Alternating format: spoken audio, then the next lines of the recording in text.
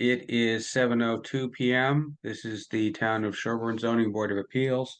It is February 26th, 2024. I am Rick Novak, the chair, joined by members Jonathan Fitch, Zach McBride, and Todd Labby. We have two items on the agenda tonight. The first being continued discussions of the so-called Greenwood Street 40B project on Greenwood Street in Sherborn, and then the Farm Road project on Farm Road. I think we're going to take Greenwood up first.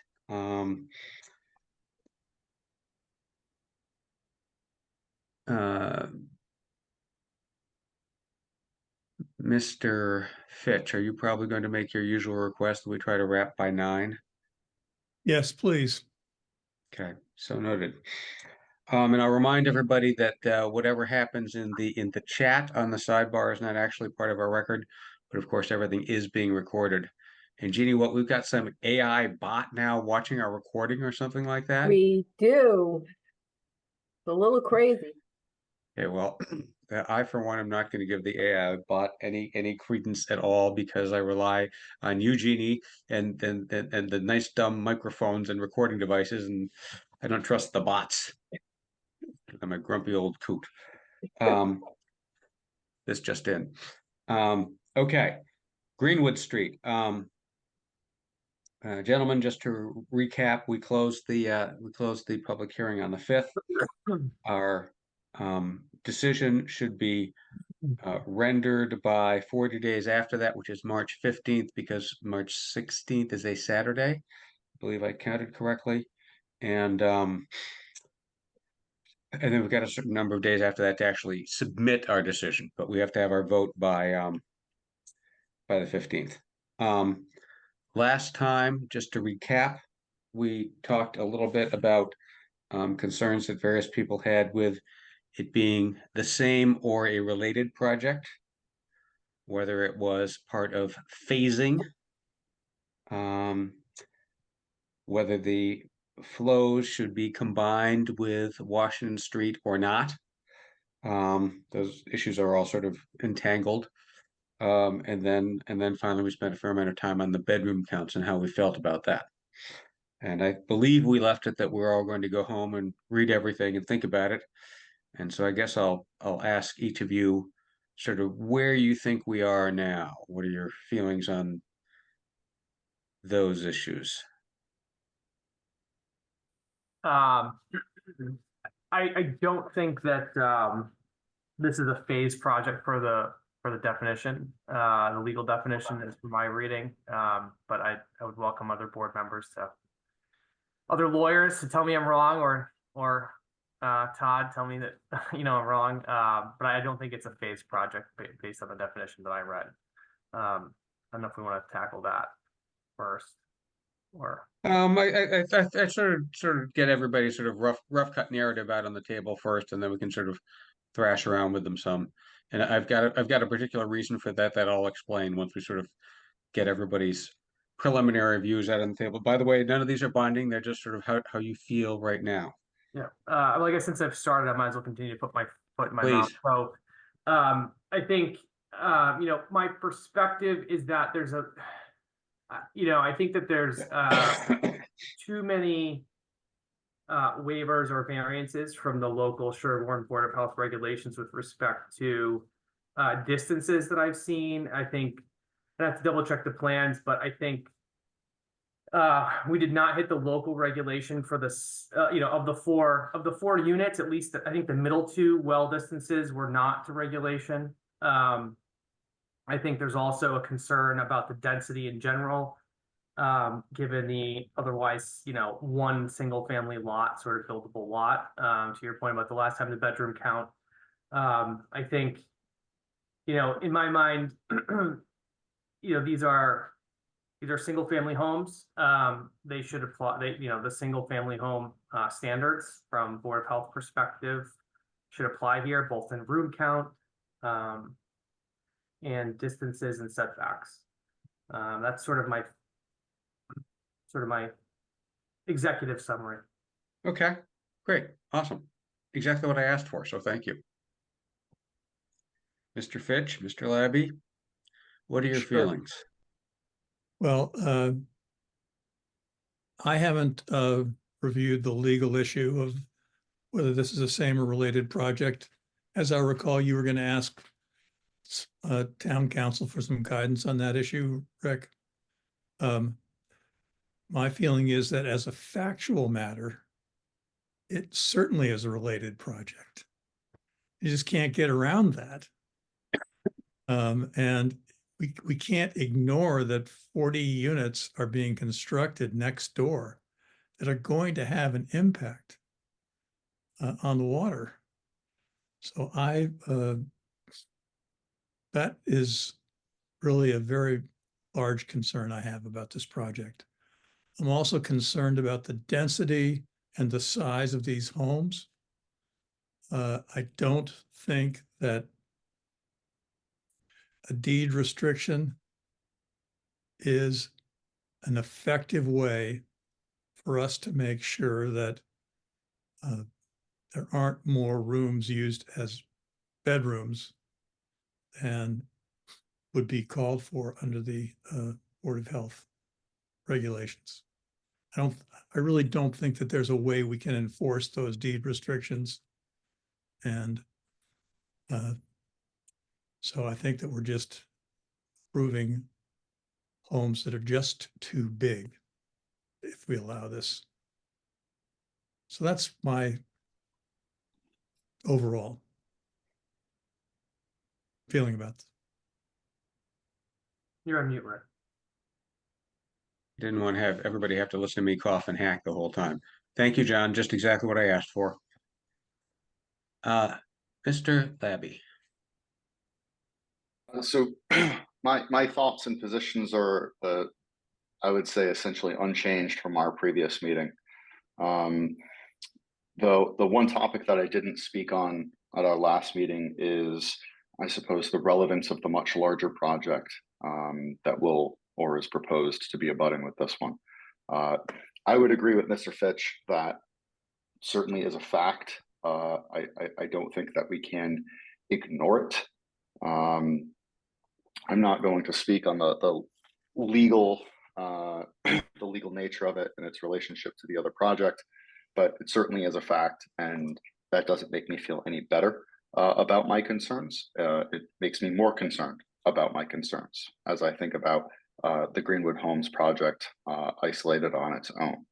So as I mentioned that previously, I have well and septic setback concerns. There are numerous waivers being requested for those, whether it's a setback to up gradient or down gradient wells, to driveways, to property lines, to roadways.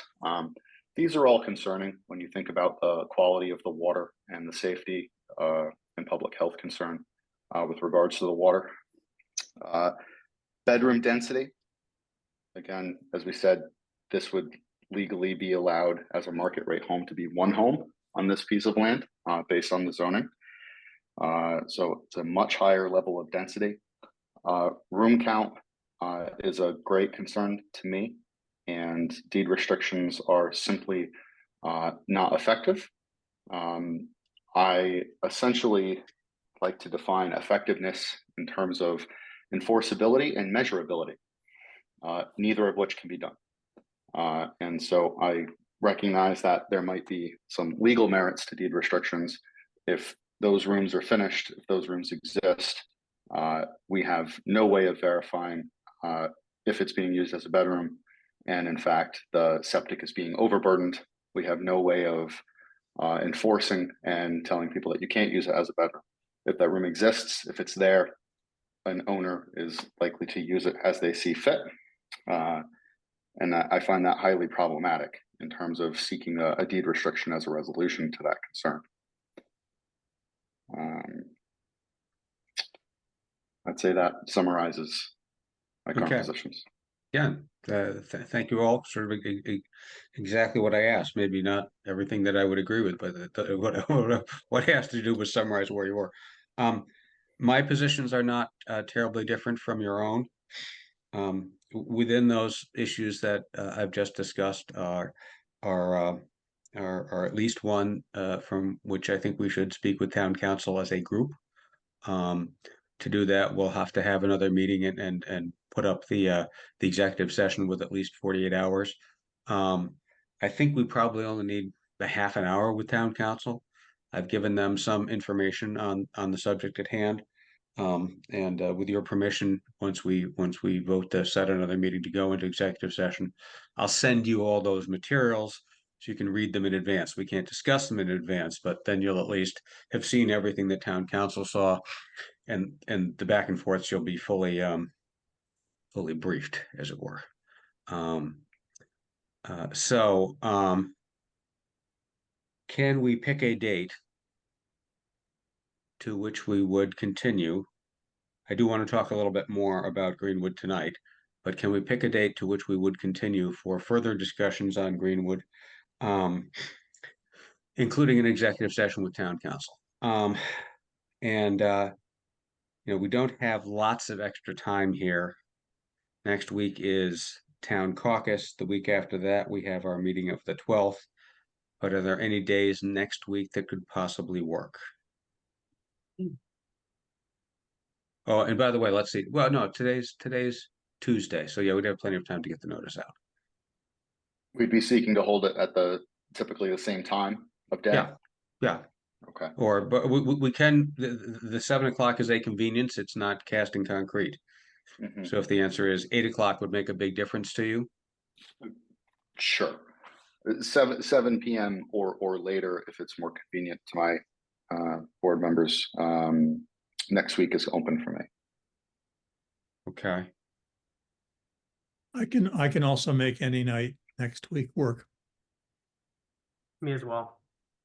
All right. So next Tuesday is what, the The 5th. 5th?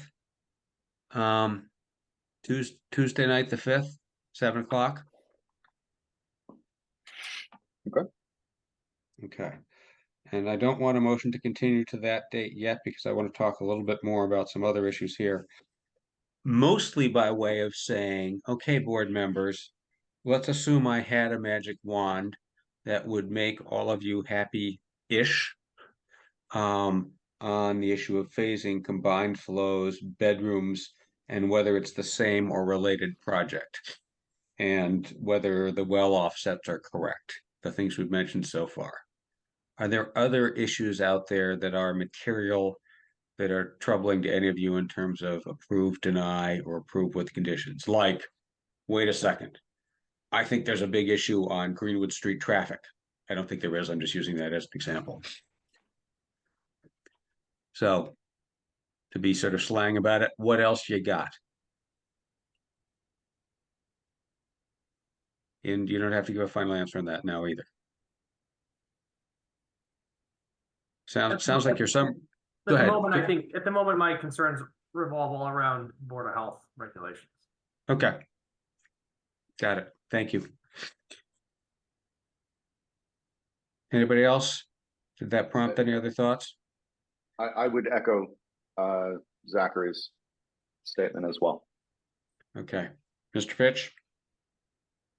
You accurately listed my concerns in that group. Okay. So I would entertain, I would welcome a motion that we continue the deliberation hearings on Greenwood Street to Tuesday night, the 7th of March, 7 p.m. And by the way, those deliberations will not consist entirely of a meeting with town council. The meeting, for people who are otherwise trying to watch our deliberations, we'll put the meeting with town council up front at the beginning. My guess, and it's just a guess, is that's 20 minutes. Tuesday, March 5th, Rick. Tuesday, March you said the 7th. 5th. Is Tuesday the 5th? Thank you. I Yes, wrote sir. down the 7th. Oh, of course I wrote down the 7th. I've got caucus on the brain because that's the other half of my brain. Was that where you were correcting me, Mr. Waldron? Correct. Thank you. Yes, that was going to be difficult to run caucus and this board at the same time. Probably do a pretty bad job of both of those. Okay, so a motion to continue to Tuesday, March 5th, 7 p.m. I second that motion. Okay, any further discussion? All in favor, aye. We'll do it by roll call. Novak votes aye. Pitch, aye. Labby, aye. McBride, aye. Okay.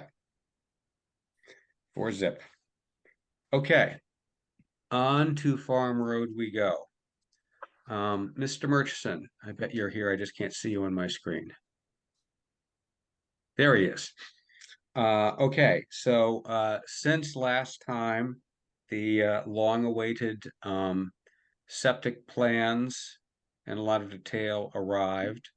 I wonder- Actually, Rick, the septic plans were delivered prior to that meeting. It's the stormwater that came between the last meeting and now. Okay, I'll rephrase to say a great deal of information relevant to Yes. septic and wells Absolutely. like Just wanted to correct the record, that's all. has landed. Well, you can if you wish. Obviously, everything gets posted, so those have dates on them. They absolutely do. December Okay. 12th was when we submitted the septic plan. Okay. So what I'd like you to do is walk us through how your septic plan and how your septic system works.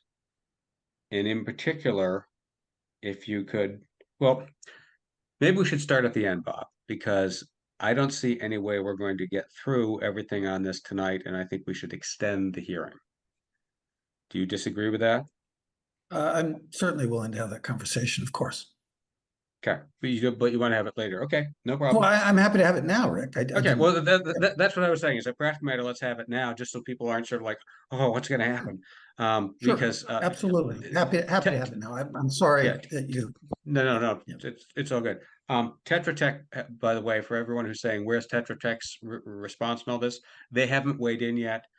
They were not going to weigh in by this meeting. I think they made that clear Thursday or Friday, sometime like that. Because an awful lot of information has come in, recently. Late is argumentative, but recently is a more fair way to say it. So Mr. Murchison, Mr. Haverty, what's a fair extension of the hearing deadline given where we are? well, to be clear, what was submitted last week, I believe it was Wednesday, if I'm not mistaken, was a response, was an updated septic plan, excuse me, updated septic, updated stormwater, and most importantly, I think, our responses to the peer review questions and comments. And so that came in approximately a week ago, 5 days ago, I guess. And you're meeting again on, I believe it's March the 12th. What I would propose is that that gives the peer reviewer just under 3 weeks.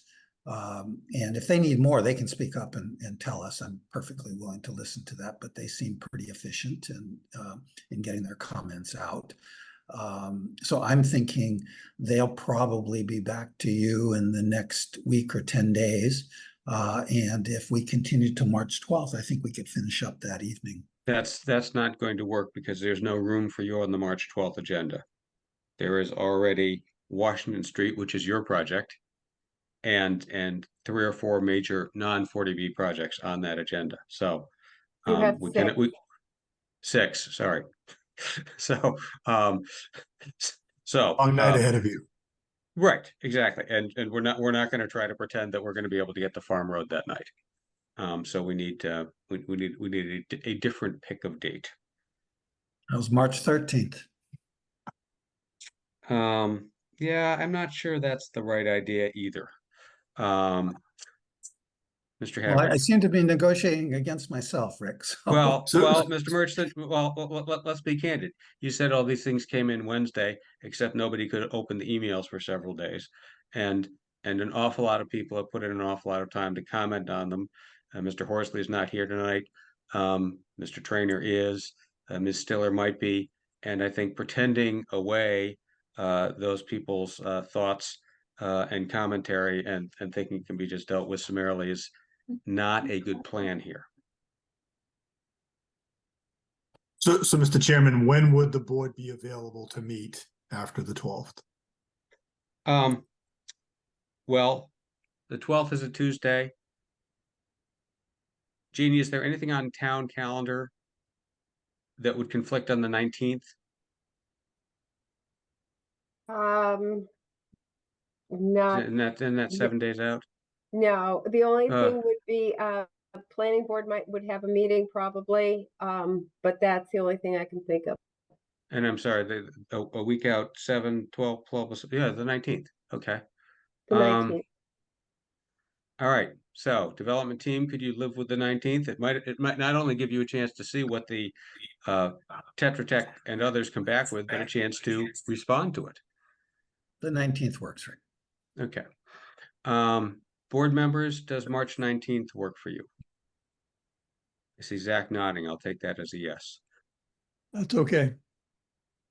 Todd? I am traveling that day. I need to confirm that I'll be back in time for a 7 p.m. meeting. Okay. Have you missed any of our meetings on Farm Road?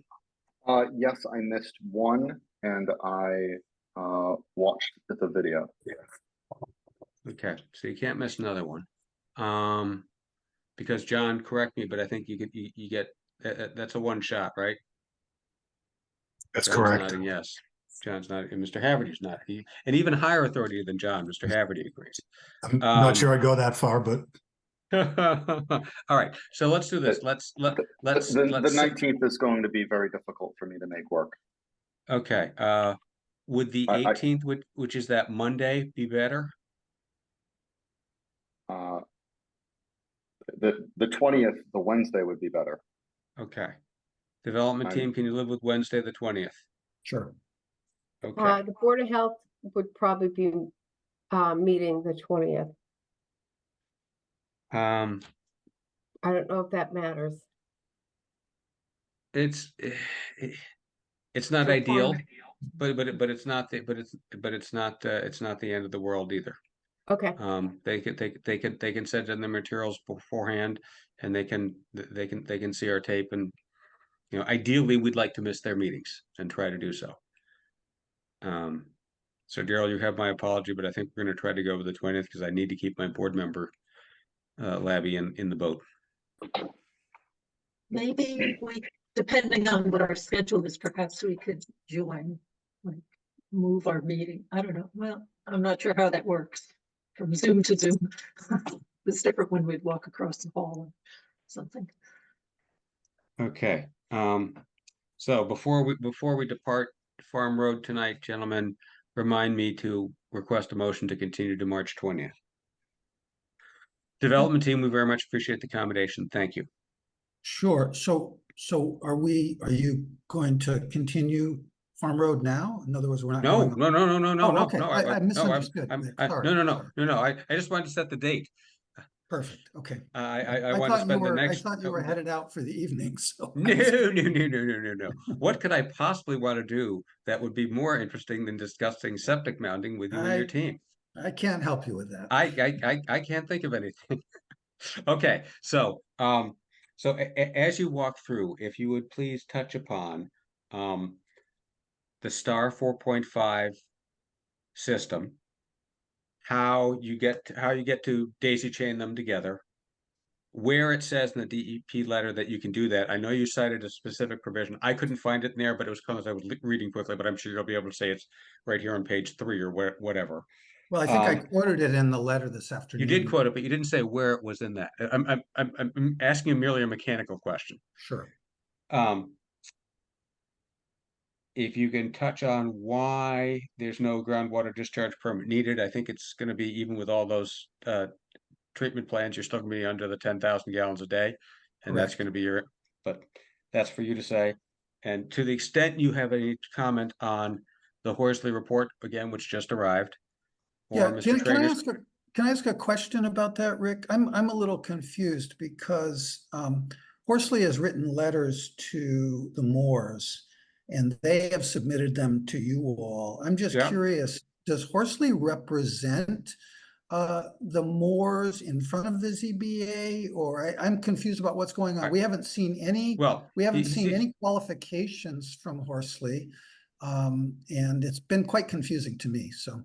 Well, if Mr. Moore is willing to say that, or his counsel is willing to say that Horsley is their guy, that's the end of that discussion, as far as you're concerned.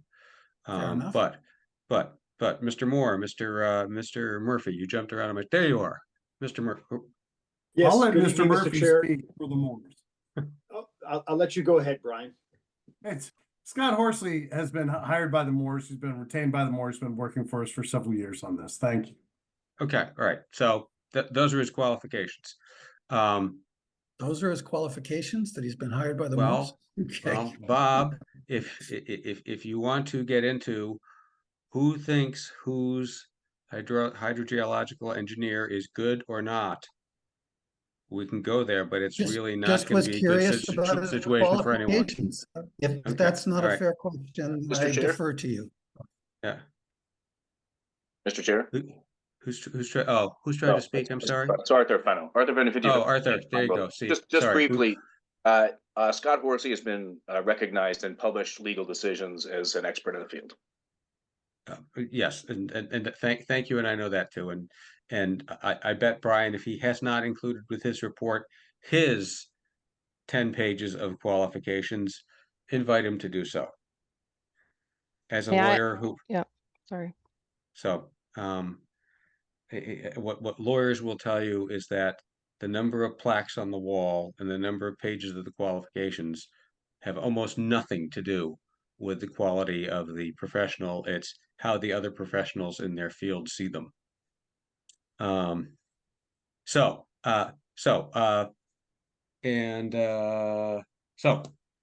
Mr. Murchison, the floor is So yours. Rick, you sent me an agenda earlier today. And did you want me to follow that? In other words, should I give you what you asked for in the agenda? What I said around on Friday, maybe, or Thursday. On Friday, excuse me. Yes. Yeah, okay, good, all right, yep. So Yes, what I had first on your agenda was that you wanted me to address what had changed in the plans that we submitted Sure, to you. yeah. So I think that would be a great place to start. And then Yep. obviously I'll hand off on much more technical matters to Deshang once I've gone through the changes for you. Is that fair? I adopt that schedule wholeheartedly, please. Yeah, great. So the first thing I would say is that on the plan is we removed the sustainable energy component of the project. Select Vice Chair Neutra opposed that part of the project, and so we've removed it. And if and when we want to permit it in the future, we will do so through other regulatory means. So that's gone. We were only seeking waivers to setbacks in order to avoid cutting down trees, but since that's not going to work, we've removed it and we'll move on from that topic. Let's see. We submitted the Board of Health Title V application on December the 12th. We met with the peer reviewer and the health agent, Mark Oram, on December the 20th.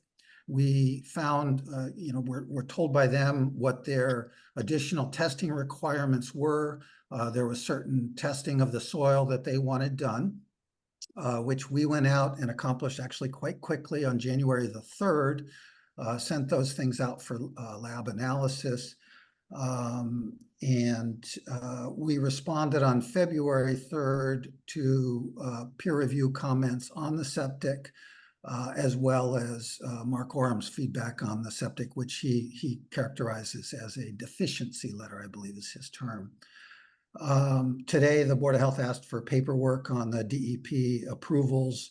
We responded immediately. I think you were copied on all of that, Rick, and I can get into that detail further if you like.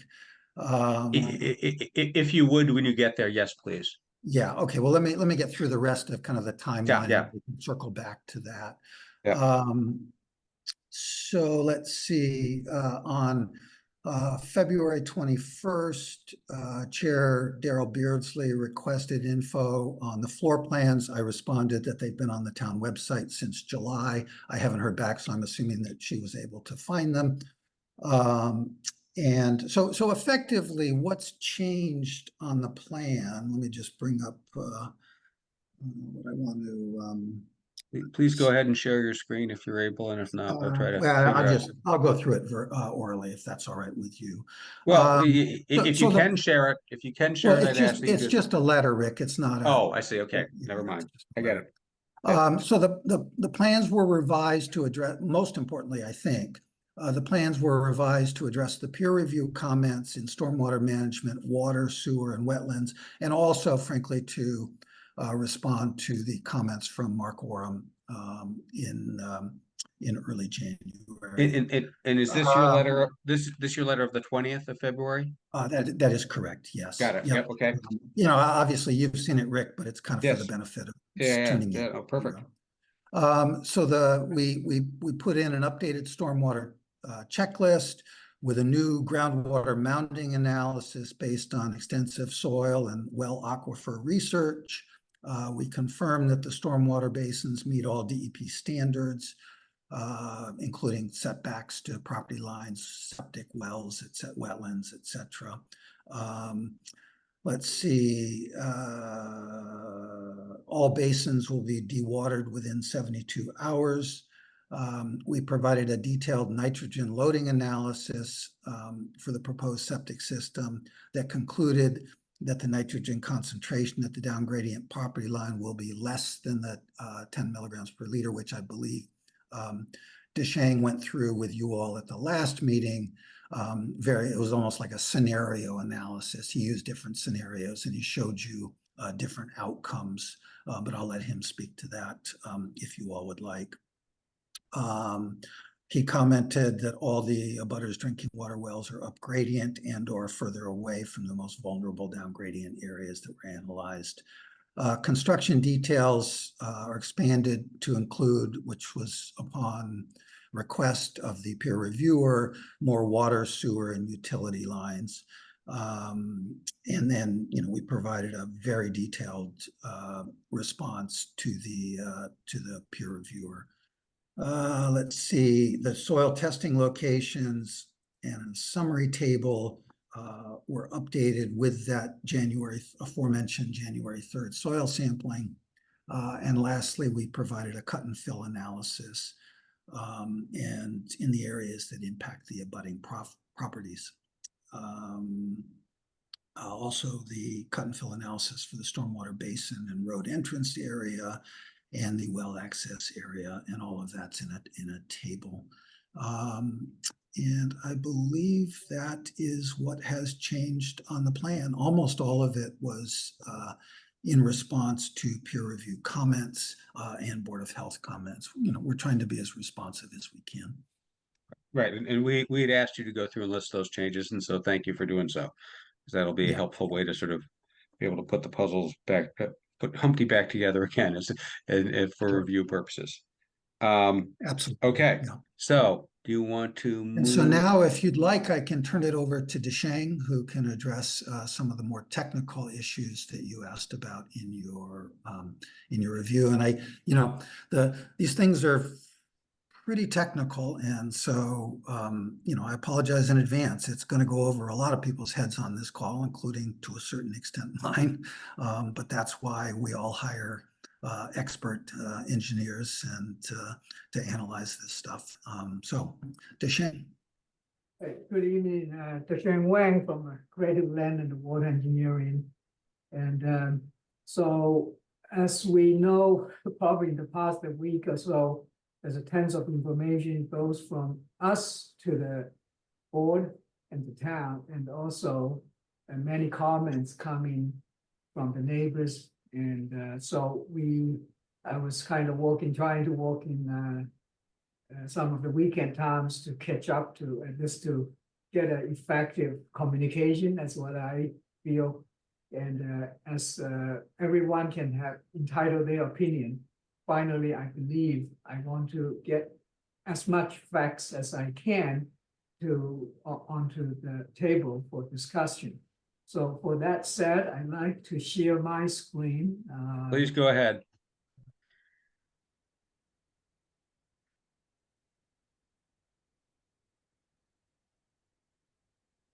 You will see some, let me roll it up.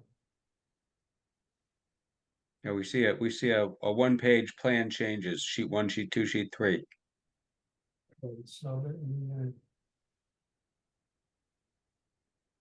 just all the. All right, can people on the Zoom see that? Certainly on my little screen, it shows up okay.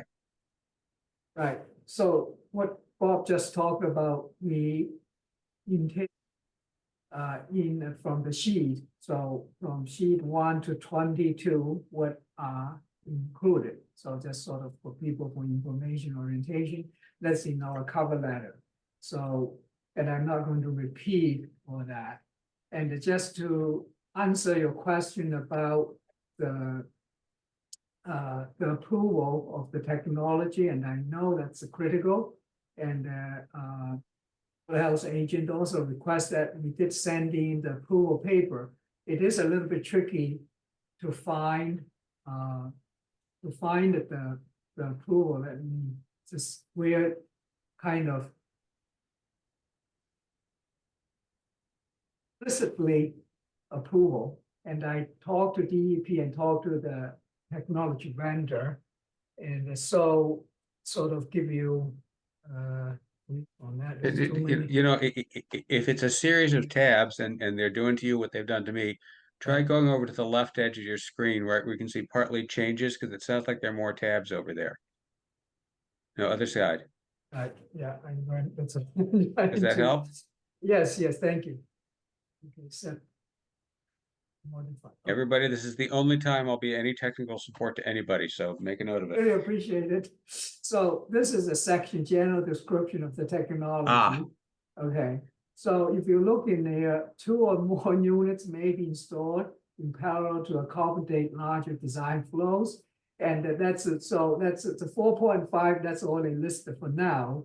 But so you can do more. And our design for that section is actually provided by the vendor, not by me. I worked it parallel, hand in hand with them back and forth. So sort of, that section of it, they are responsible for their technology and also for monitoring operation. So by DEP license the operator to check in on the operation of it. So, quarterly. So that's hopefully that will, they actually is working with DEP as I learned from them. They're trying to list those things explicitly so that people can get the confirmation a little bit easier. I'm not trying to say it's easy. So it sounds easy, but so if you don't know where it is, it's kind of confusing. So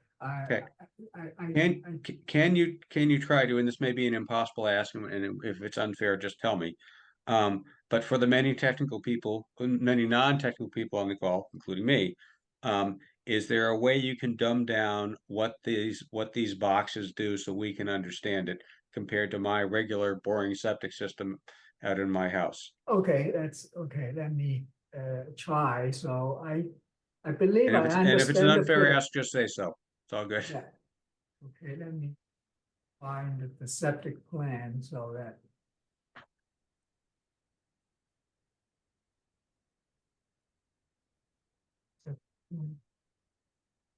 Oh, there's too many things. I don't know where we will end, but I tried my. Is this a septic plan or is it comprehensive? I have both.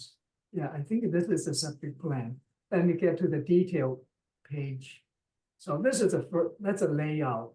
So we have a sewage collection and all water will coming into the primary tank, called basically similar to septic tank. When they get into the septic tank, you can see there's 3 boxes. So, and they also have recycling pumps. They pump in some of the treated or intermediate treated wastewater back to the primary for denitrification. It basically, the raw sewer is like ammonia, nitrogen loaded. So, and then they throw the aeration. So if I go to, all right, so some of the box, yeah, here. So from the primary tank, let's see if I can make it bigger. Yeah, from the septic tank. So if you see coming in, they have the spray nozzle So they're going to pump in the water, sprayed it over. It's called a fixed film trickling filter. So there's a media there, there's a biomass, and the raw sewage will be aerated with enough oxygen. So then the nitrogen will be nitrified to nitrate and then to nitrite. So the nitrite to nitrate, and then so become like a smearing sewage to like a tasteless and the smellless nitrate nitrite. And then so those water will sink into the saturated zone, which is kind of anaerobic. So which is the one you don't have the oxygen, and then the bacteria, the bugs need to have energy. So when they need energy, they go into the nitrate to grab in an energy, the electrons to use. So then they turn that nitrate into nitrogen gas and carbon dioxide and water. So then basically it become harmless because our air have like a 19 almost % as a nitrogen. So there's 3 trains of it depend on the flow. So this one is 13.5. Each of the units is kind of similar to 4.5. That's why 3 times 4.5 is 13.5. That's what the mass kind of similar to that. You can see almost similar, identical. So after you get all the final treat, then you will go to dosing chamber, which is not that much different compared with so this is dosing chamber. So whatever the water after treated, they coming in, so you can pump it. We have 3 pumps because we have 3 fields. They will be alternate. So by force, and they will pumping into the trench. The trench has a Caltech chamber 220. So, and the water will spread it over it, and which will trickling down, and then so be further treated by the soils underlaying it. So that's basically as simple as I can explain to you. So I hope you get an idea. Compare with the difference for like a single family house. First, after this 3 train treatment, the nitrogen level is going to be reduced to 19.5 compared with the regular septic tank 35. Right? So that's that reduction. Then they didn't count this. Well, actually, it's 45. I apologize. For a regular septic system, from 45, you go into the trench, the regular trench. When you check in the water under the septic trenches, you will get 35. So, and for this IA system, it's basically from 45, they're going to treat it before they even distributed that wastewater to the trench is already reduced to 19.5.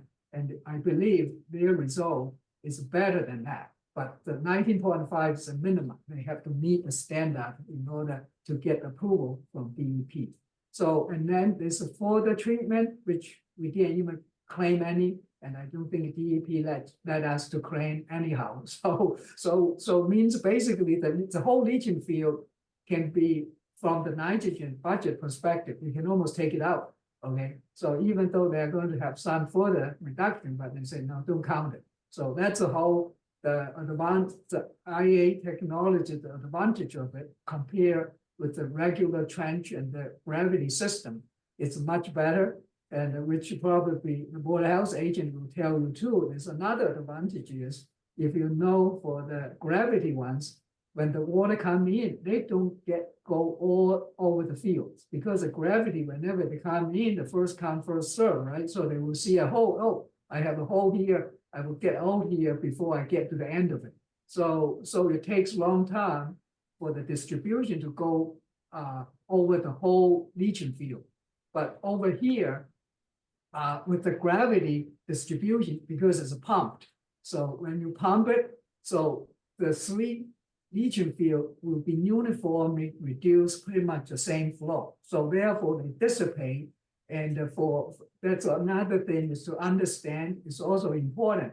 So it's not like if you by gravity, even though they say, oh, this is a leaching field, you do area of impact, they could be, the water is all just concentrated in one line. But when you dealing with the pressure dosing with the IA treated, you can count on the whole sewage after treatment. So they are much less TSS, and they have less COD, they have less nitrogen, and pretty much everything is much less because of the treatment. And the, phosphorus. So everything is much less. So they call that as a 30-30. 25, so you have to have less than 30 compared with the 200. So it's much less compared with the conventional. And then the flow is really distributed throughout the fields. Okay, so that's the function. Thank you for dumbing it down for me. I feel a little less stupid. Oh, nobody is it's a pre-learned. So I mean, if anything you don't understand, it's my fault. Okay, so I didn't explain clear enough. All right. Okay, Please, so back to regular presentation, please. yeah. Okay, then let's go to. So I like to. So, as I said, the peer review, we will form you the methodology, everything. I think if you read all the comments and concerns, obviously, some of them is opinion perspective. So even you have the same thing, you fully understand it, you can have different opinion. So we are a democratic country, so we respect that opinion. But some of them is probably miscommunication. So we know that's not uncommon either, not just in public, in private, everywhere. Miscommunication could be. So I'm trying to do a little bit in my end, on my end, trying to hopefully I can clarify some of factual information that help everybody to communicate, to understand the complicated issue. And it's easy to say, but when you really think about lots of computer model, any model in the world, it have some kind of simplification. And so as an engineer, not just like a university professor, so I happen to be there also. So have done that in my lifetime. And I know when you teach students and you put in the textbook is one thing, and then when you need to deal with the reality, how to know you are safe. So nobody build a bridge or build a building, say, oh, this house or this bridge have a 10,000 pounds of bearing capacity, and then if you add in like 1 ounce to it, to a scientific perspective, if you add 1 ounce to it, they collapse, then you are great because you're really accurate because you're 10,000 pounds. But for engineer, we have to design something safe.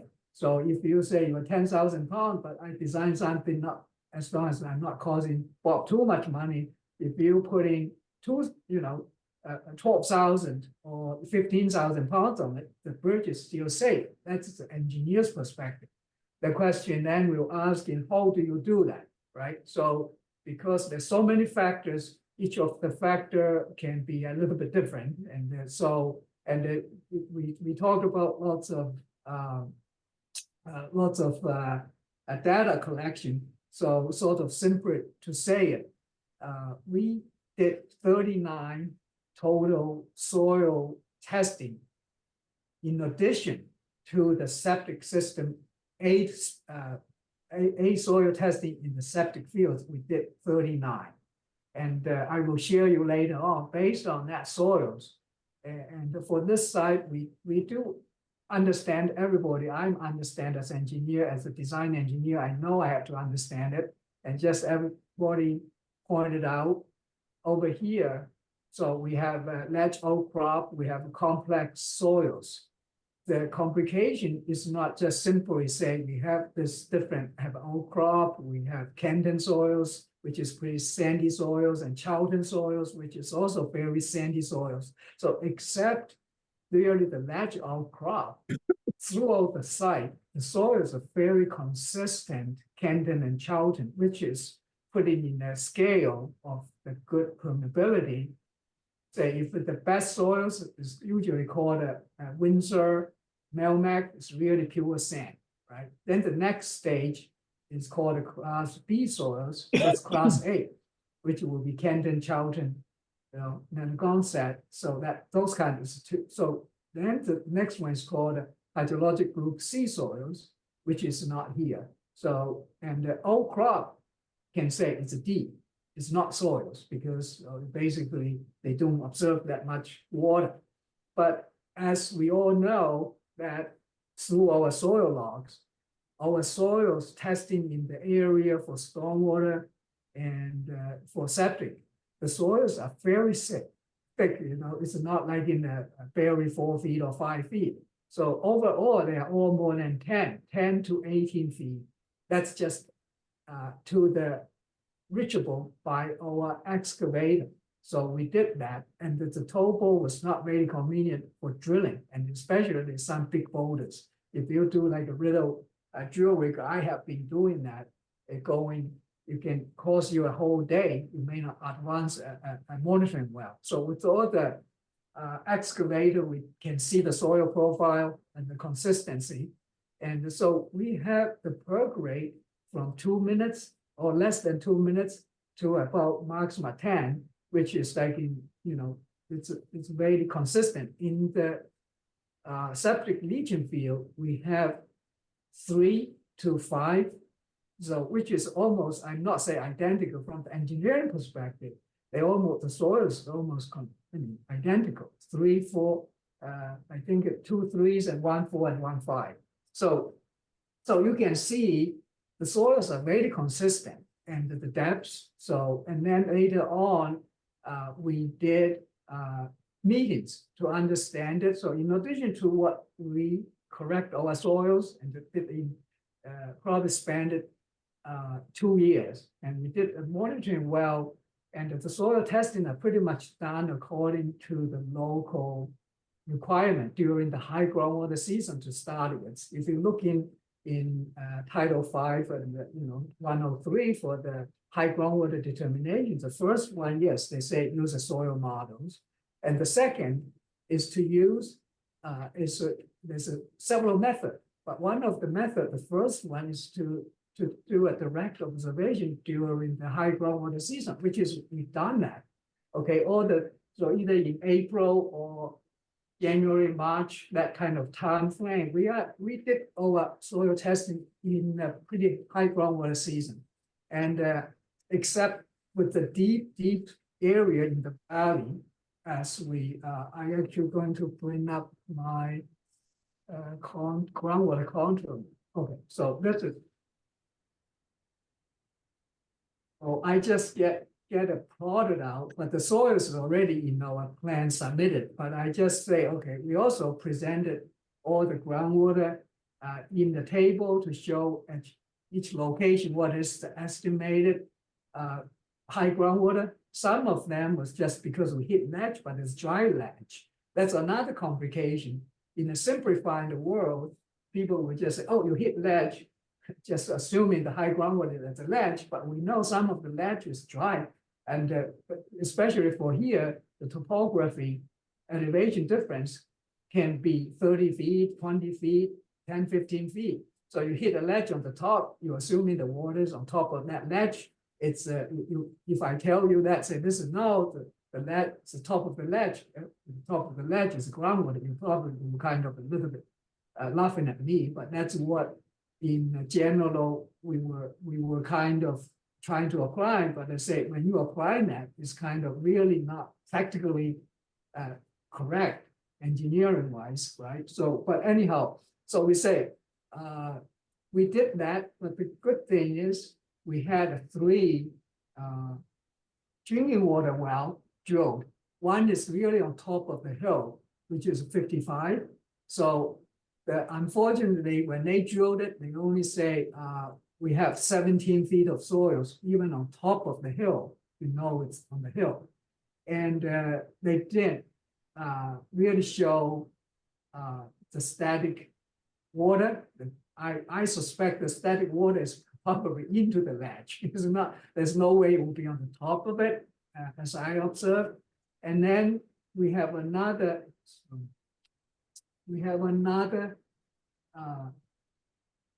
well, not more drinking water well that's just recently drilled, right? For the new house at 53, we call lot 2B at that time.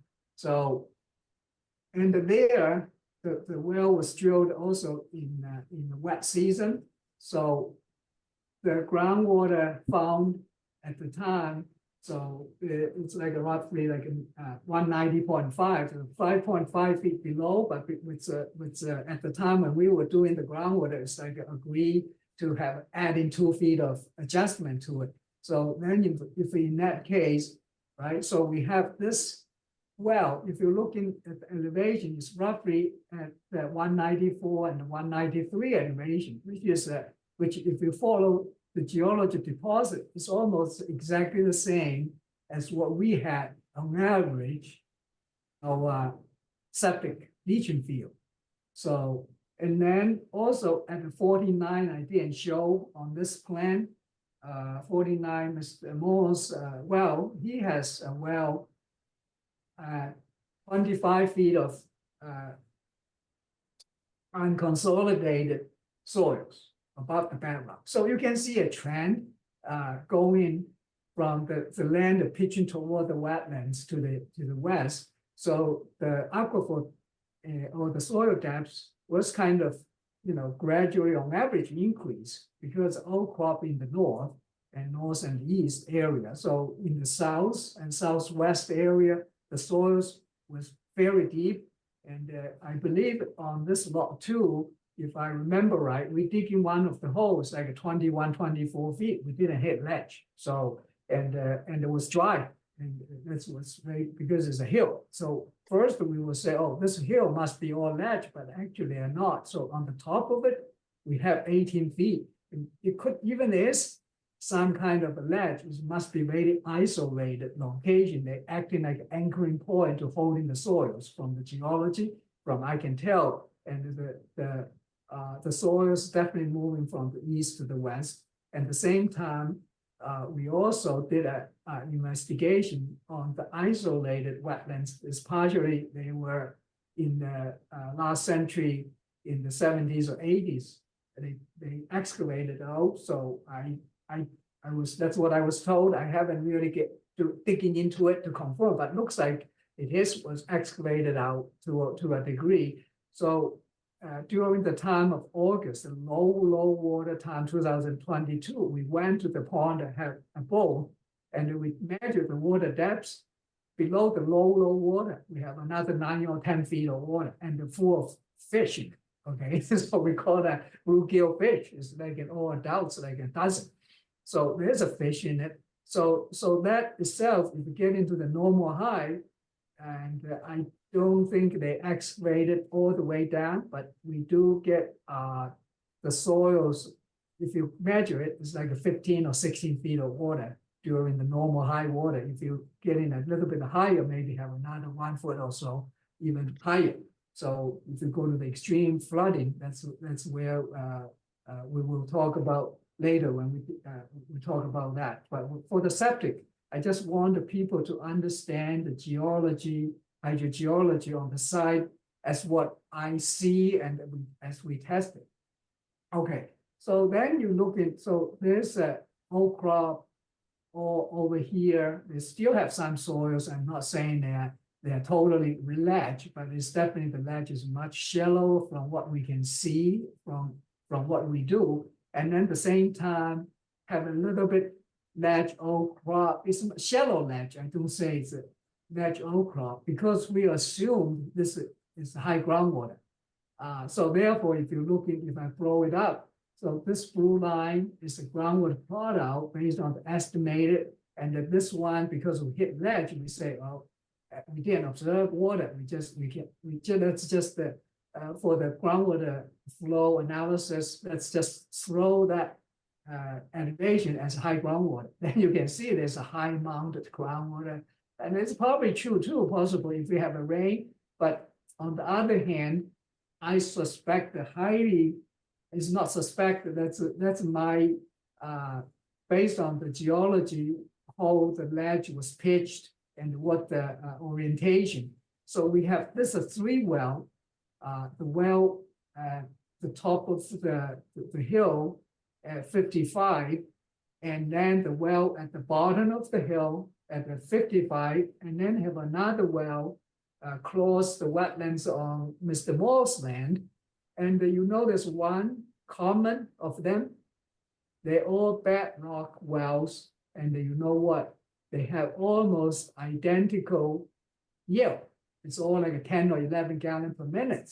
And you say, is that coincident? Yeah, probably, but maybe not really, because of this area have the outcrop and you have the soils and that have all the geotonic movement, it creating probably a good amount of crushed, like almost bedrock vein somewhere. And Mr. Oren can probably testify to a degree. We were doing some of the tests, I believe it's a test pit 10D, when we were getting close to our stormwater basin 2 area. We did a 1 perk there. It's less than 2 minutes, right? So we were testing probably close or near in some way, have some like in crushed rock.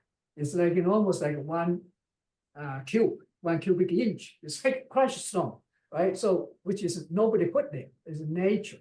So I want to explain this is the real world is like complicated. You cannot simplify to a degree to say, oh, just that's using a conservative one. Yeah, to a degree, but in a way from economy, from any feasible engineer to responsible or ethically, I get to understand it to conservative estimate based on the holistic understanding of the site, not just say, oh yeah, I find a pocket of a clay. That's assuming the whole area is clay and design it.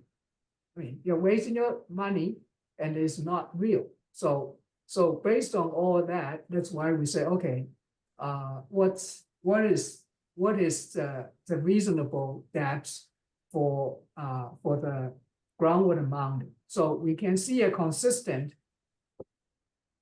valley through, and if you look in the blue, it's probably a little bit, but I think everybody still probably can see. You can see all the blue lines. So I plot my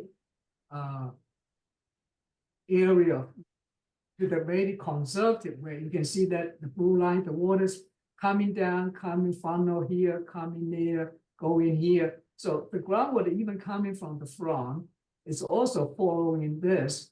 You can see if you blow up, they follow that ditch going all the way toward the wetlands. Okay, and we didn't even use this the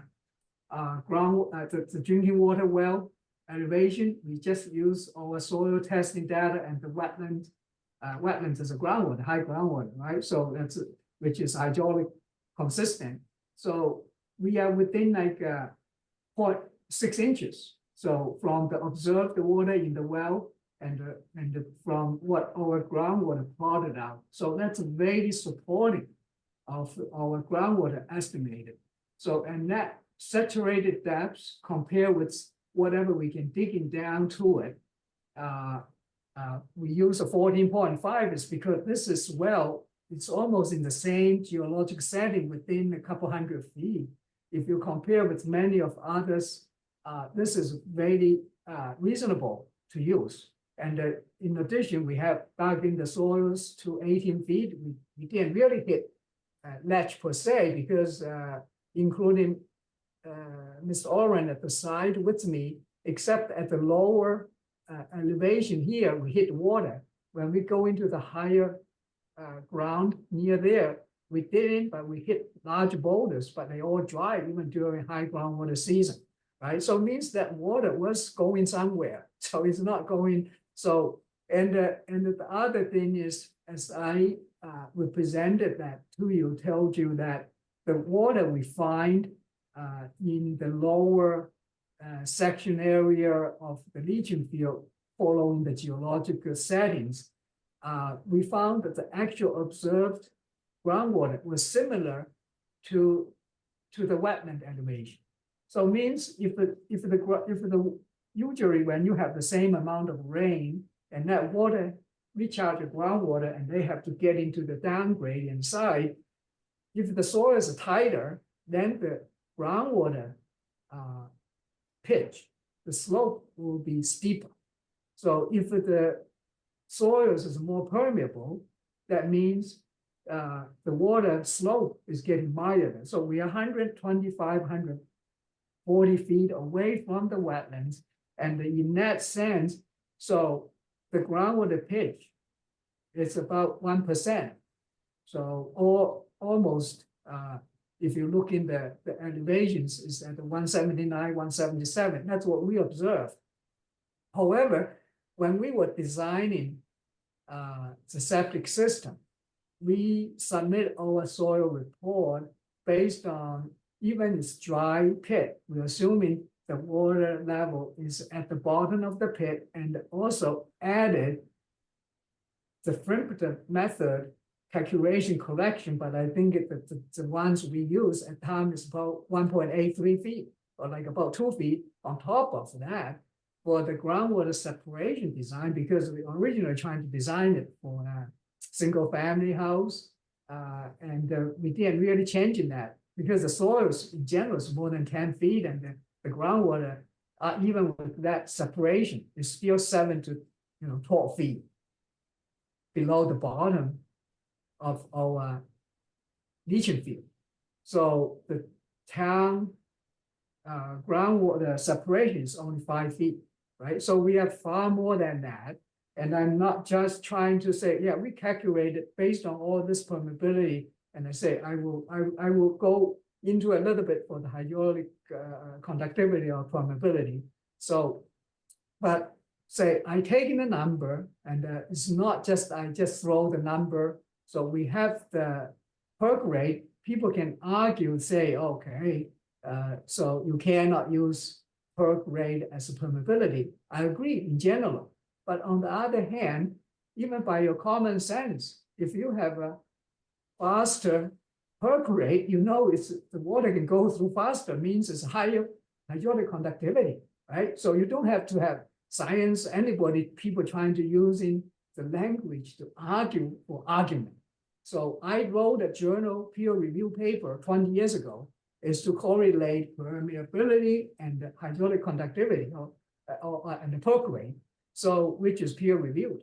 It's very closely correlated. They are not like totally independent. You cannot call perk rate and the permeability. They are totally irrelevant. That's not true. They are very relevant, but their slight difference is because you have to do a saturated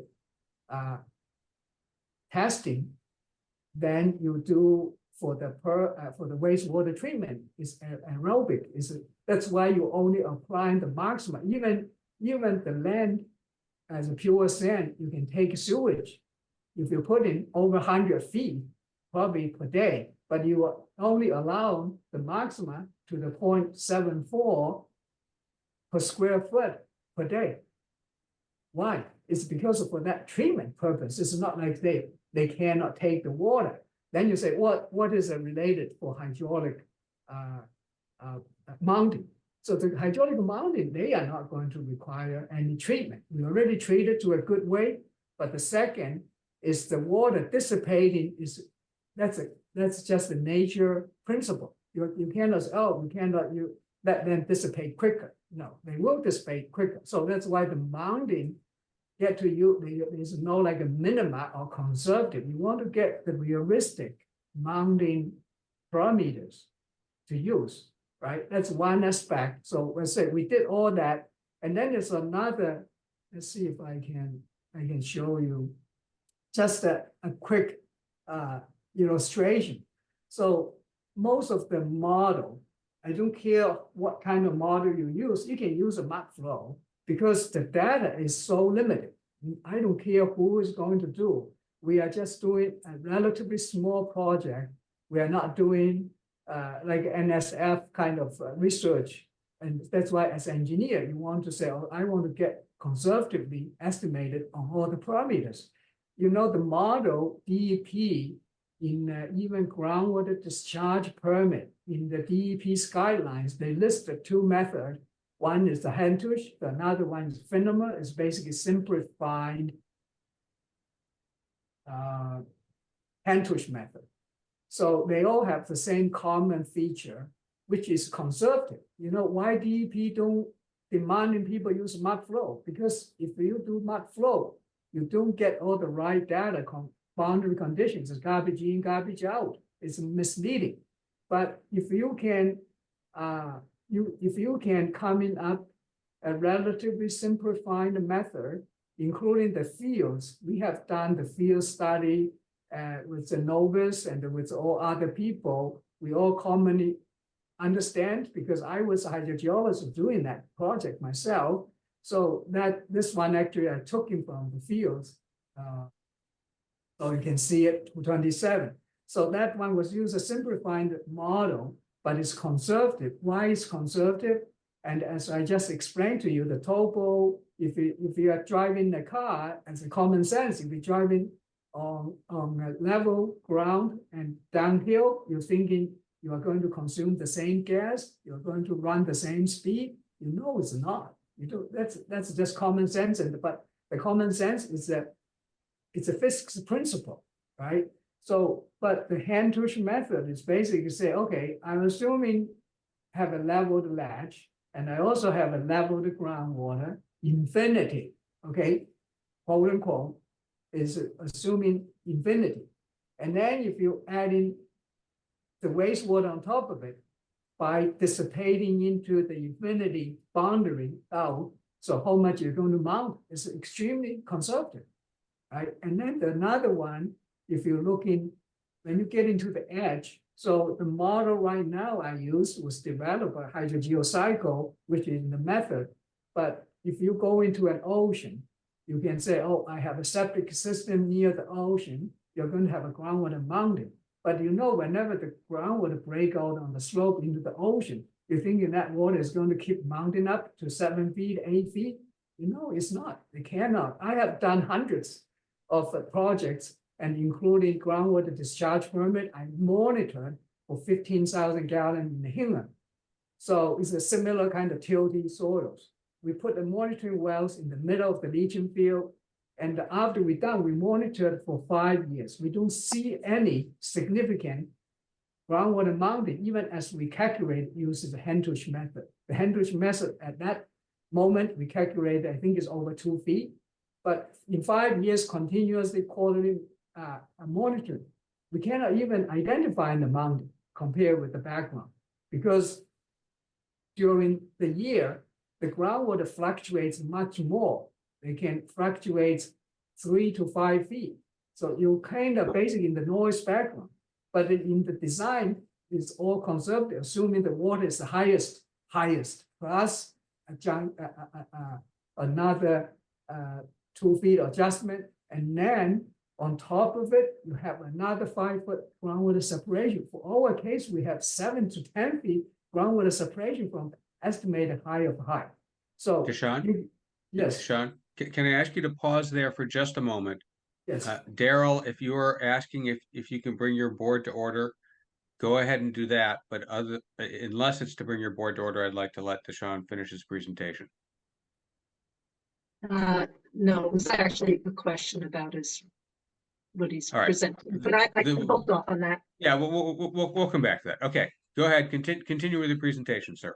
Okay, yeah, so it's basically, as I tell you, in our table, as I said, is lots of information. If I'm going to flip page to page, I have a decent memory because I'm doing it. So, but you can facts check in on the plan. So I will show you on the plan, we have all the groundwater table listed because we double checked it this time. That's why it took some time. And we, as we showed, we plotted on the plan. And so it's a ledge or something, we all know that. If we hit ledge, we hit ledge. If we are not certain we hit ledge, we didn't say we hit the ledge. Okay, so information was very clarified. And so I just want to want you getting to follow me, not to lost in the woods, right? So I want to give you the real a picture of the site we know, not just say speculated. We didn't speculate. We did so many kind of. So as I explained it from the early time, the treatment is not even counting the water treatment through those unsaturated zones because it already treated to 19.5 for DEP's requirement, right? So, but we do have this thick soils, and the sort of for 50 states, only Massachusetts or maybe another one requires 4-foot groundwater separation for effective septic treatment. The rest of 48 states only require 2 feet or less, about 2 feet, or some, the lower one, I do try to remember that within a while, is probably only 18 inches, because that's all needed to do that treatment, because the biomass on the top at the bottom of the trench is doing the treatment, not really filtering, because you cannot filter through nitrate or nitrite, because they are soluble, they are not filterable.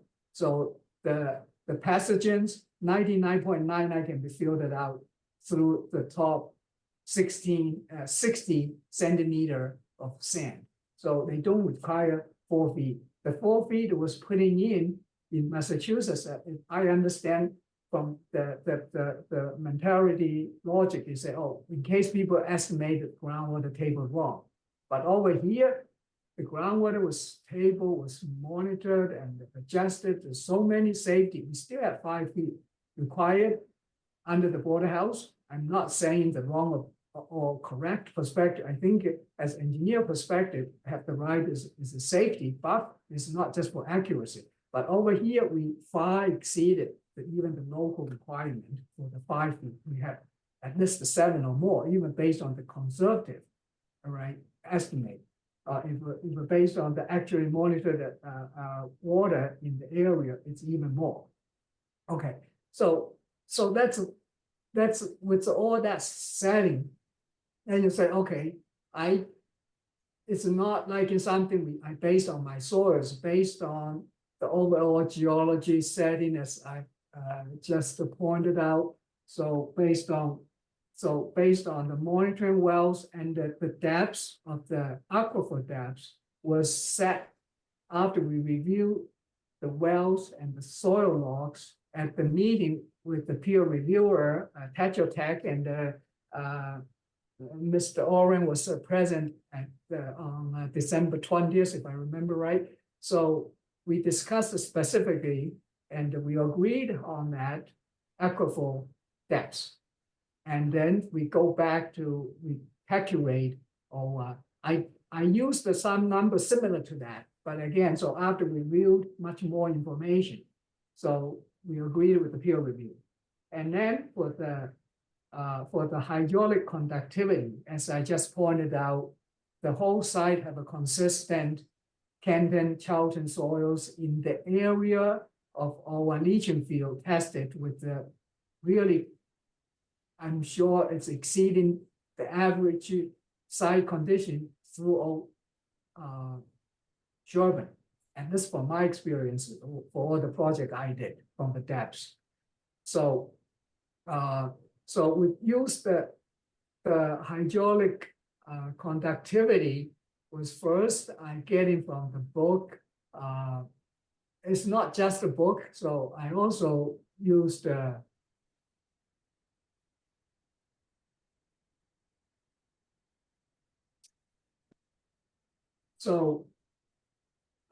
yeah, at the meeting, yeah, December 20th, so with Mark and Peter, so it's a Tetra Tech, so we kind of agreed.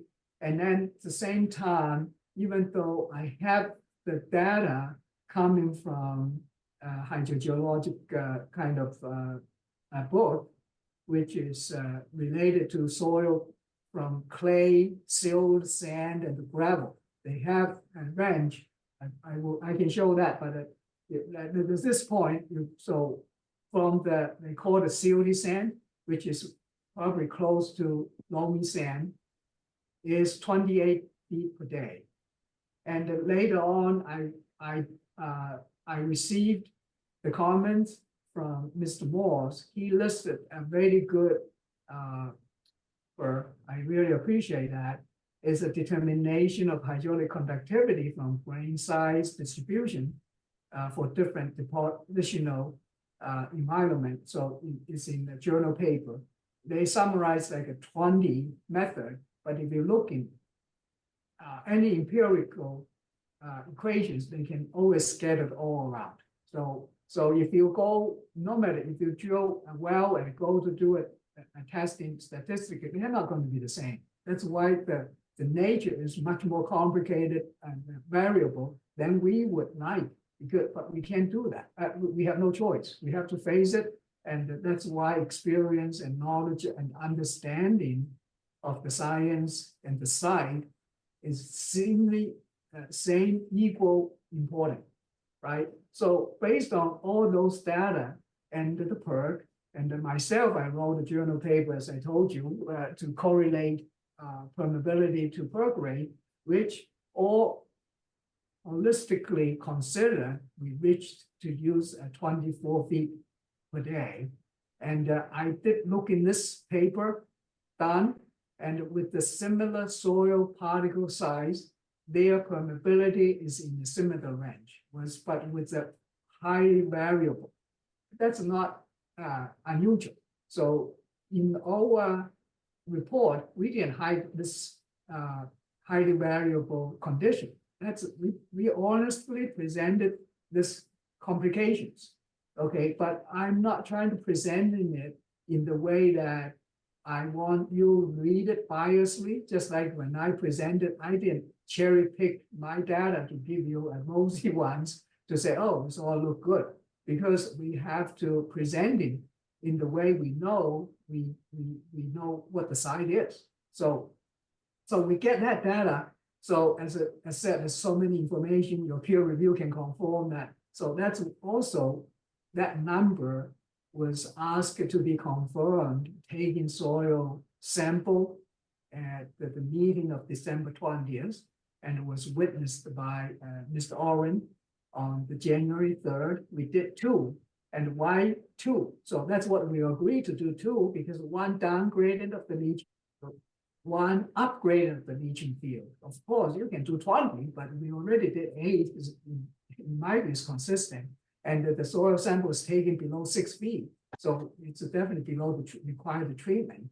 And so there's no water was found. And actually, during the time when Mr. Oren was there, we even checked in some of the wells, which is high groundwater season, with extremely wet year, we hit the well dry, which is down 14 feet or 15 feet. So it's not like something cannot be verified. So we get that, and then when the soil's coming back, so one soils at the downgrading site was more sandier. It's almost like it's per the USDA soil classification is a sand, right? And say it's not like a pure sand, but it's really clean. It's much better than loamy sand. And so actually at the time, Mr. Oren at the site, and then the soils at the upgrading end of the leaching field was loamy sand. It's coming back very fine with it's a consistent too, because that end the perk rate is like 5 minutes per inch, and the ones at the downgraded is 3 minutes per inch, which is, I mean, everything was like lined up. Was not like you can.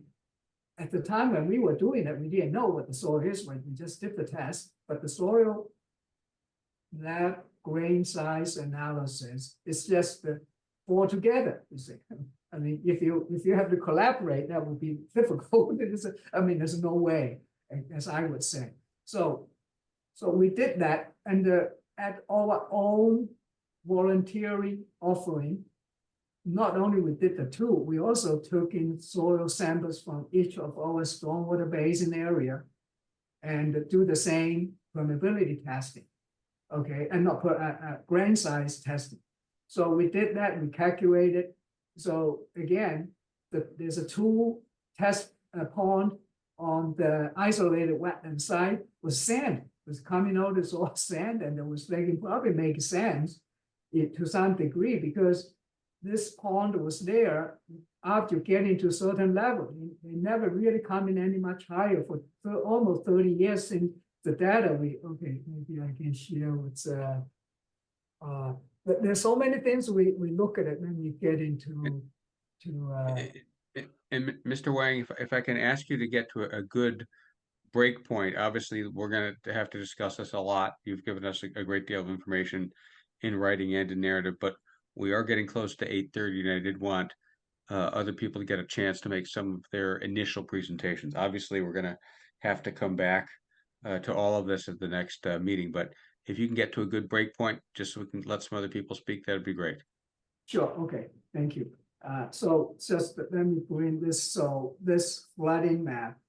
So this is the concerning, so there's several things we learned from this one. Of course, people have a different opinion but from the historic photo, so from the historical area photo during high groundwater season, which was discussed at one point at the Board of Health meeting for septic design at that time. So, and we, for this year, this is what we demarcated, and we also reviewed the neighbors' drawn video, and we actually extracted some of the data from the video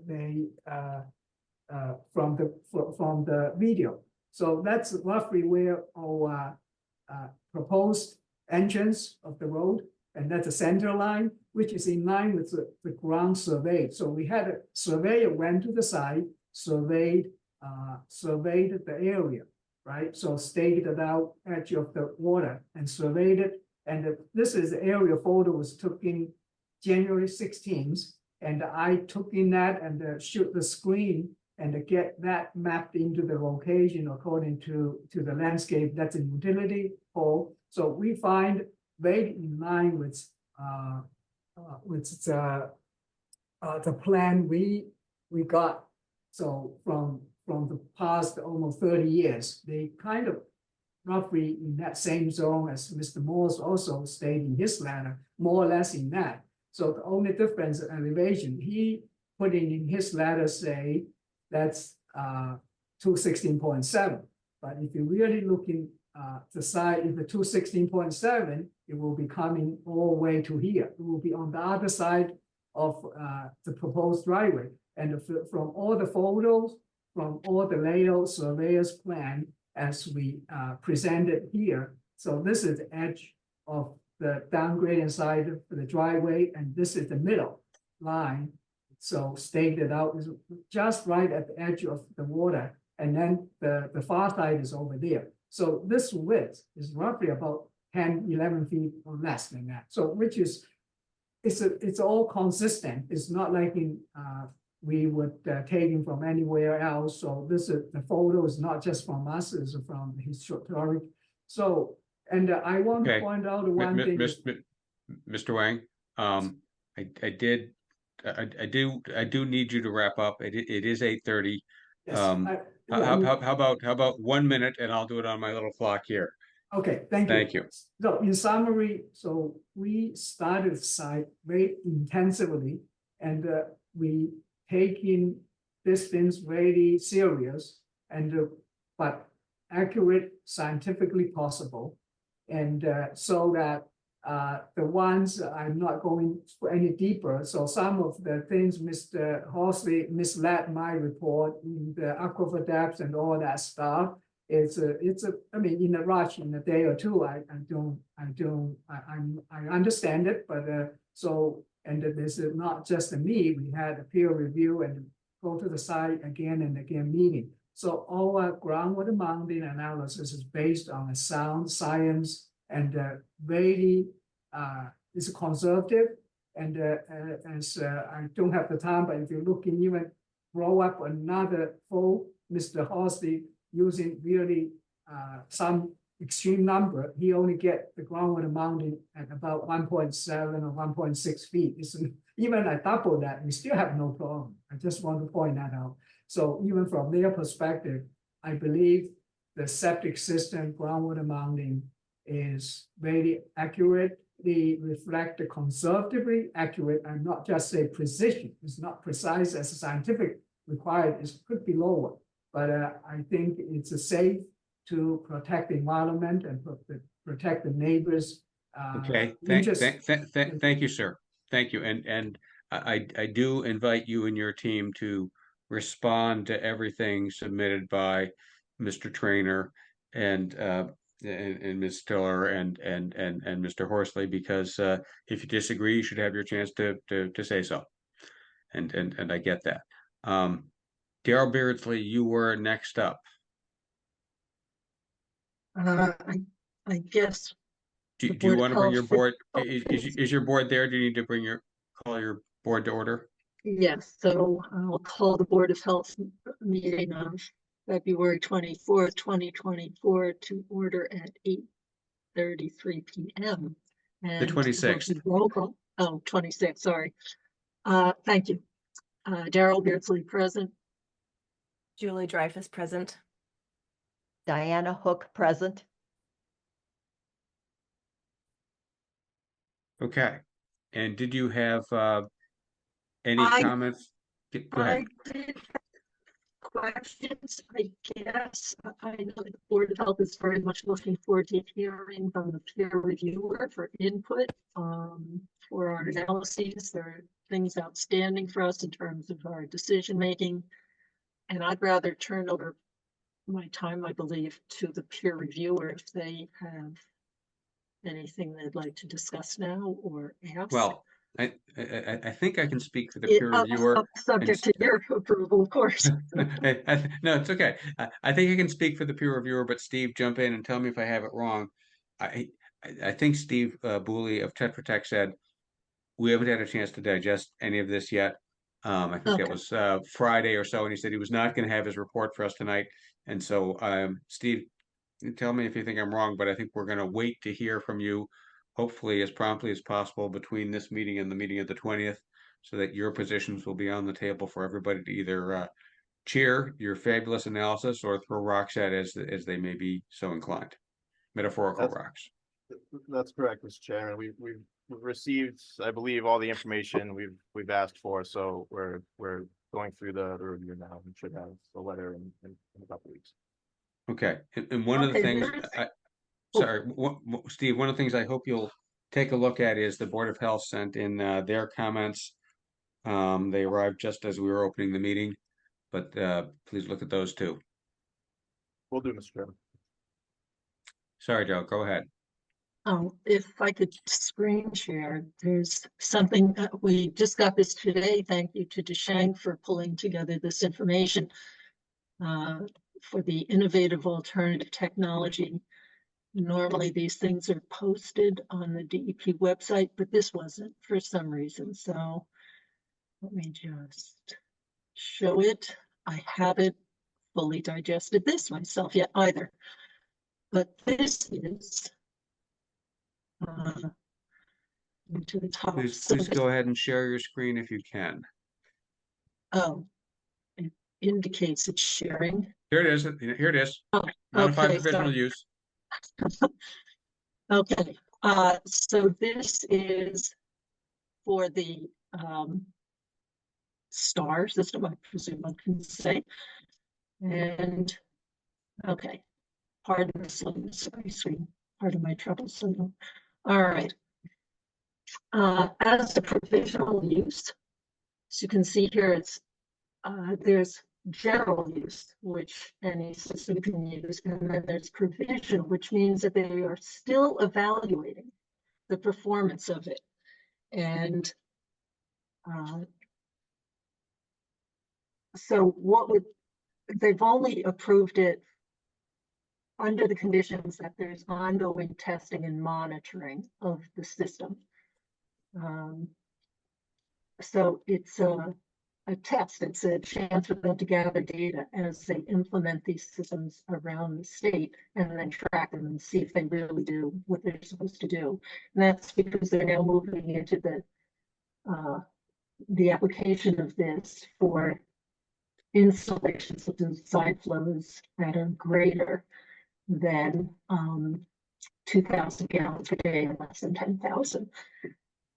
They also only allow 25 milligram per liter assumption about the nitrogen reduction, is how I'm reading it, as opposed to 19 milligrams per liter. So I'm not sure how that might affect things.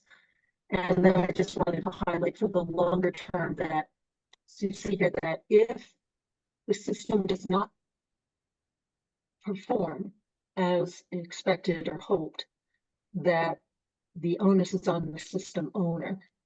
And it's likely that maybe those kinds of issues might not be noticed until later. So hopefully the residents of the project will understand what they might be obligated to take care of, and here the repair, replace, modify, or take any other action as required. The site is tightly packed with infrastructure, so the ease of redoing, modifying, expanding, replacing the septic might be a bit of a challenge. That's it. Thank you. All right, great. Thank you very much. Deshaun, we're going to actually let a couple other people speak if they wish. Um, Dennis Murphy, I know you were on. I don't know if you were wanted to speak tonight or not. Not twisting your arm, but I see you there, and I know you cost money to be here. So. I will certainly, I didn't have anything prepared, but I will offer that they're proposing an alternative system that is only provisionally approved. I did have a 40B in Tisbury with a similar provisionally approved septic system, and I will bring that material for the next hearing so that the folks in Sherborn may have the benefit of that learning. Okay, great. Thank you very much. Thank you. Mr. Trainer, Groundwater Protection Committee, or are you speaking solely for yourself, sir? You never know these days, so maybe myself. But a couple things. Thank you, Desheng. Just a couple questions on that technology of the septic. Some of us in Sherborn lose power. And I noticed there's pumps for air, for pumping water. I assume that's not an issue with these systems, or how do you deal with that?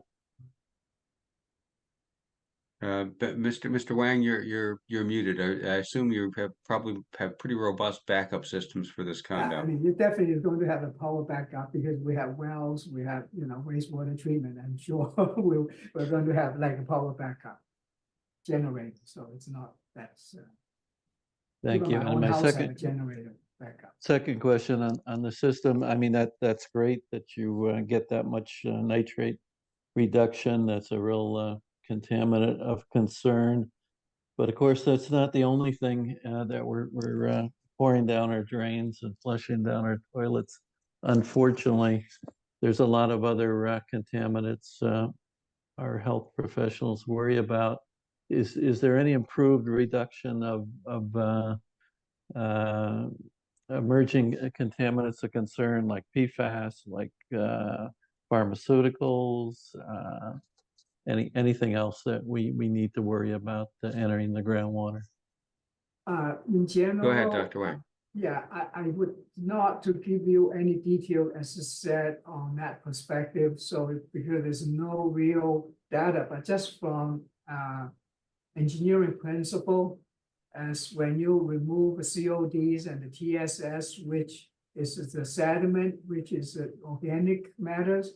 Actually, organic matters, I know the only thing in the Boston, Massachusetts Wastewater Testing Center, the things can really remove some personal care product is through cellulose sawdust. It means organic things in the water. If you can remove the TSS, means basically suspended solids of organic, they will providing a good removal in like phosphorus and other chemicals. But that's just from the engineering principle perspective. offering my opinion, but I don't have any data from the real scientific testing community, and so that's all I can say. But I will pose that question to the manufacturer. I'm sure these things will come up more often. If I'm on that manufacturer, I'm definitely going to start doing some testing myself. And finally, Okay. I noticed it looks like a reduction roughly about the factor of 2 from the input nitrate to the output down to 19. Can you add multiple of these in series to get that down to a more safe level if we know where safe for nitrate is? The older regulations have us at 10 milligrams per liter, but many people worry about much lower levels of nitrate. So is there anything that can be done beyond what that system is doing? I know some design? of monitoring data from all different alternatives. And I would reflect in your concern. It's not just your concern. It's from probably any concern of as the modern human being is. So with all technology helping us and making life easier, they're also creating more problems for us. So how to manage that? It's just like if you don't want to dump in a bucket of poison into the ocean, rather than you want to have people to remove the poison from the ocean, it's a millions times of harder.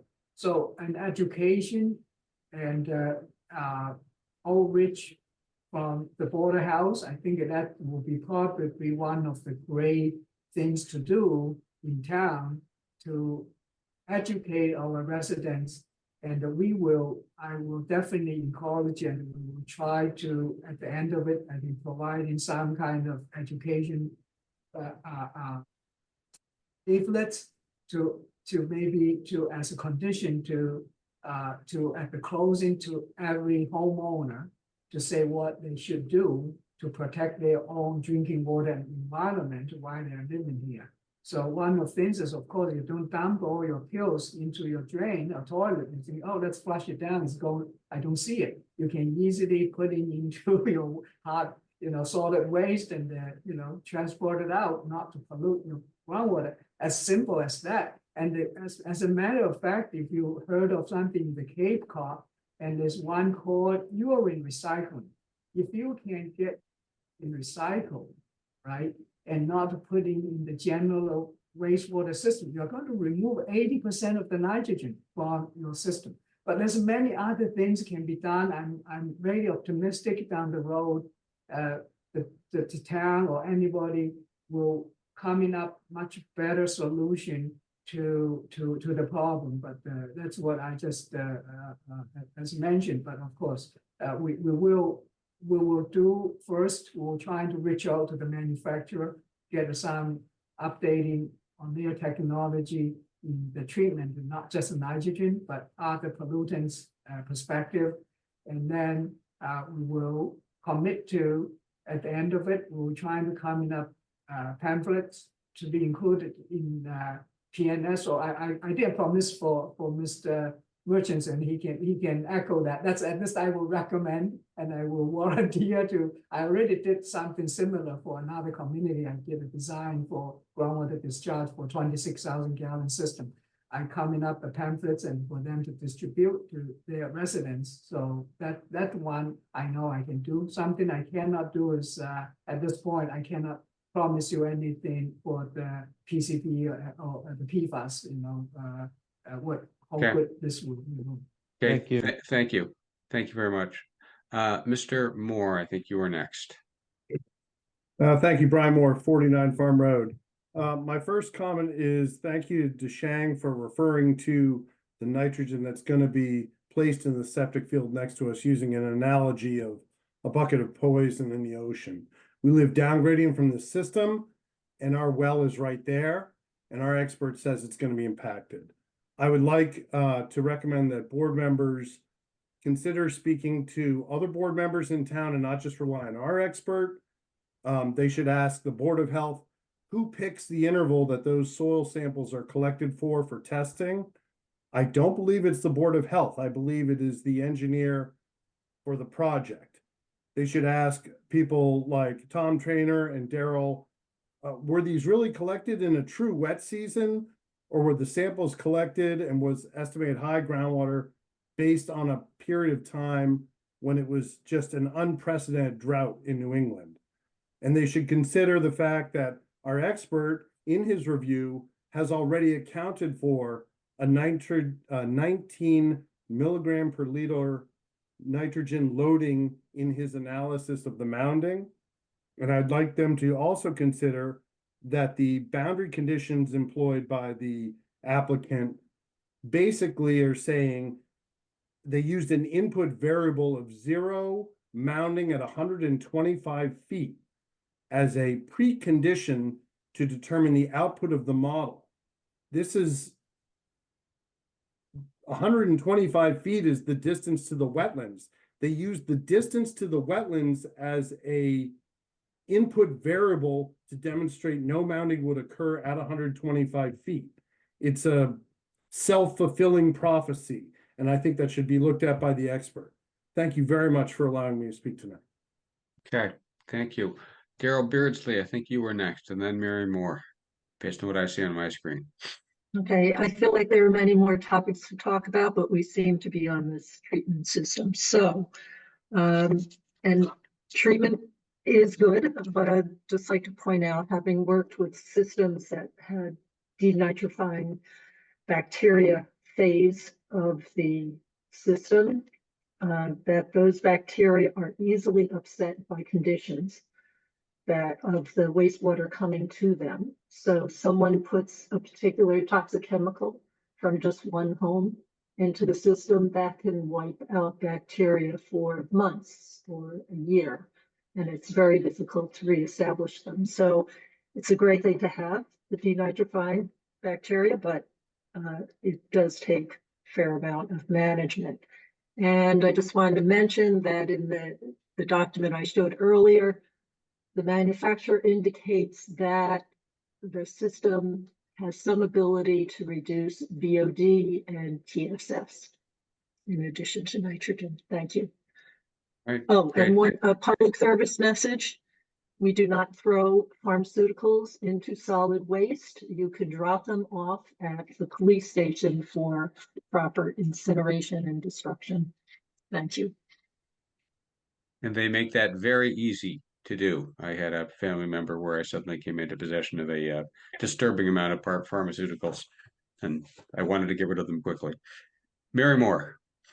Thanks, Rick. Just a couple clarifying questions. One, related to the maintenance of the septic system, would that be something, and you don't have to answer it, just to sort of get out there, is that something that would be part of the HOA agreement? Similar to the Yeah, PWS, it sounds like it would need to be. It typically gets bolted into the condominium documents. Okay. Labels on, labels on the sink where someone wants to put the trash compactor saying, don't even think about it. Things like that. All right, and then the cost assumption and things like that would be figured out if there was a maintenance cost, because it sounded like there was quarterly maintenance involved.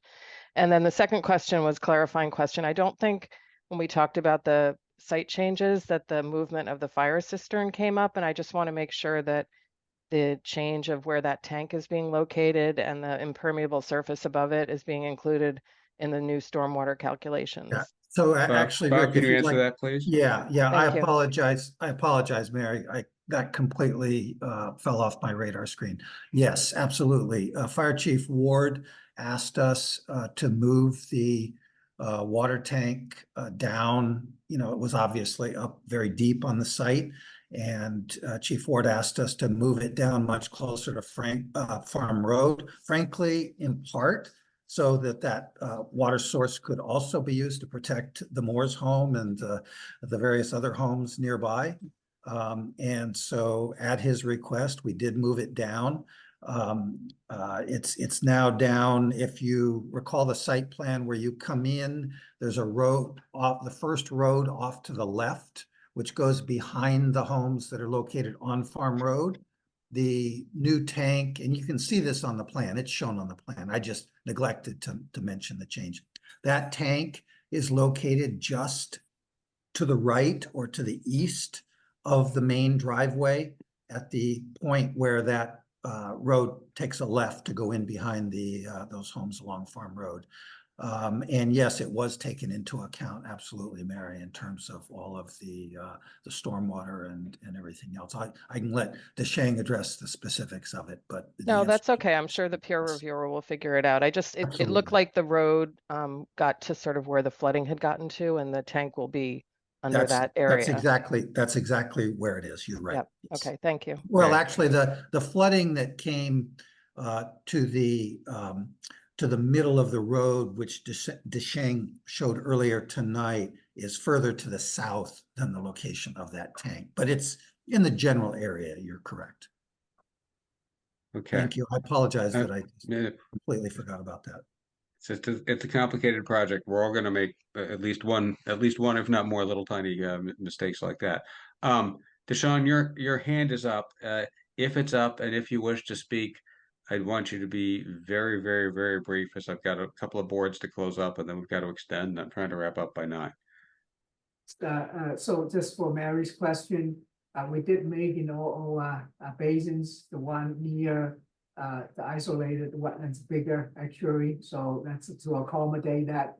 But in our calculation, that's a very, very small section of that. We didn't really go back to changing the whole, model. So I just need to be honest with you, but we did factor much more storage, and you can see the 100-year flood elevation is significantly lower now than before. But if we want, we will talk to the peer reviewer if they want us to throw that little strip of paving for the fire truck access. We can do that, no problem.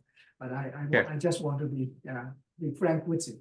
And for the groundwater mountain analysis, Mr. Morse pointed out, and I don't think it's that easy to be answered quickly with the time about the groundwater breakout around that in the stream and the wetland edge. So we will have to deal with it later time. Right. I get it. I get it that you disagree with his position, and he with yours, and that's okay. Mr. Trainer, very quickly, if you have something. Your hand went down. Yes, very, very quickly. Thank you. I just wanted to maybe add 2 comments on the pharmaceutical comment.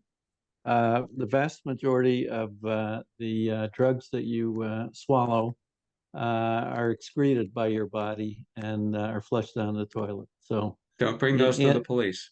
Or their metabolites that may not be broken down in the septic system and end up in our groundwater. And second, I want to jump to stormwater.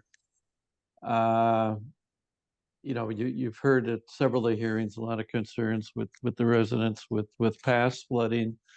Past flooding looks are important, but I think most people are aware that the experts are predicting much larger storms and amounts of precipitation in the Northeast.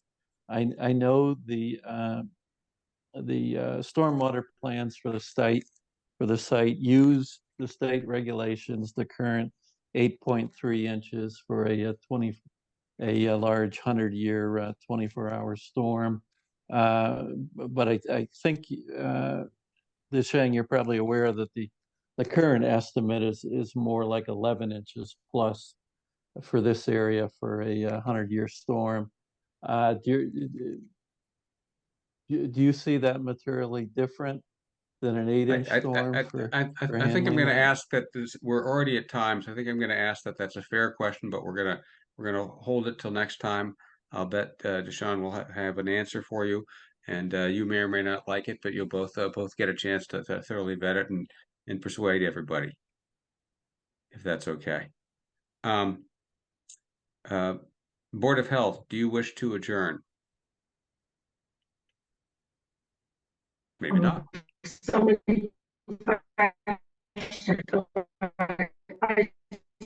Daryl, we can't hear you. You can't hear me. Do we have a broken motion? up. Oh dear. Julie, you want to lead a? Sure.